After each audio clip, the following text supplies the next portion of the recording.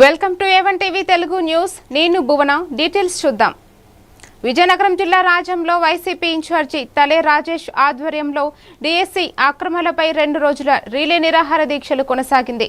ఈ సందర్భంగా డీఎస్సీపై సిబిఐ విచారణ జరిపించాలని, విద్యాశాఖ మంత్రి నారా లోకేష్ రాజీనామా చేయాలని నాయకులు డిమాండ్ చేశారు. ఫీజు రియంబర్స్మెంట్, నిరుద్యోగ భృతి వంటి హామీలను ప్రభుత్వం అమలు చేయలేదని విమర్శించారు. కార్యక్రమంలో మాజీ ఎంపీ బెల్లాన చంద్రశేఖర్, మాజీ ఎమ్మెల్యే తలే భద్రయ్యతో పాటు పలువురు నాయకులు పాల్గొన్నారు. మంత్రి లోకేష్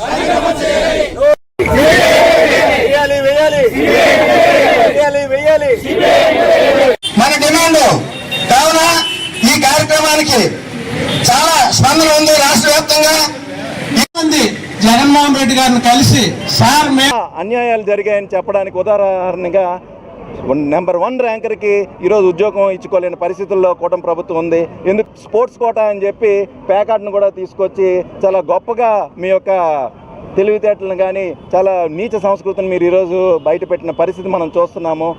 4 డిమాండ్ల కోసం మొట్టమొదటిది ఏదైతే ఈ యొక్క అక్రమ డిఎస్సి ఉందో దాని మీద సిబిఐ ఎంక్వైరీ చేయాలి.